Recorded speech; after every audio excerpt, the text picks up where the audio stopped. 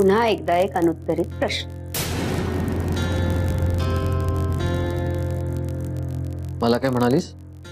नाही रे, सध्या ना आपल्या घरातल्या भिंतींचा आणि माझा परिसंवाद चालू आहे.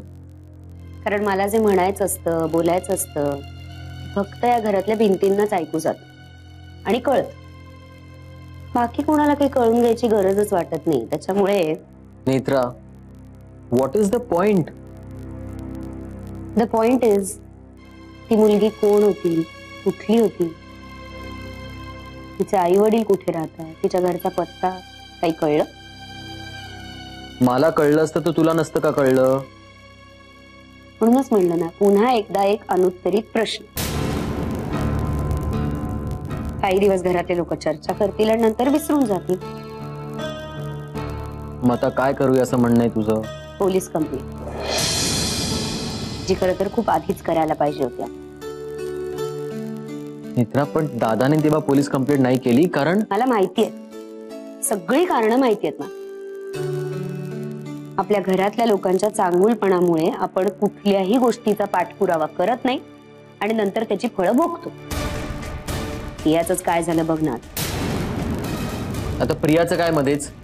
कोण कुठली ती मुलगी, ना नात्याची ना गोत्याची, राहत होती ना या घरात, आणि आपल्या घराची सगळी वाताहत तिच्याचमुळे झालीये. Gaurang, for your kindest information, एकेकाळी ती तुझी खूप जवळची मैत्रीण होती ना?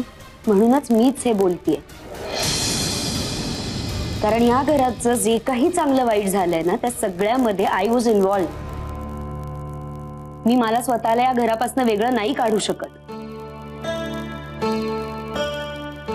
आपल्या घरातल्या माणसांच्या चांगुलपणामुळे आणि भोळेपणामुळे कायमच आपल्याला भोगावं लागतं. आता प्रिया कुठे आहे हे माहितीये का तरी आपल्याला? माहित असून काय करायचंय? Gaurang, you should always keep your friends close but enemies closer. अंधारात कुठेतरी लांडगा लपून बसलाय हे माहिती असण्याचं फिलिंग फार घाणेरडं असतं. त्याच्या हालचाली दिसत असतील ना तरी ओके, किमान सावध असतो.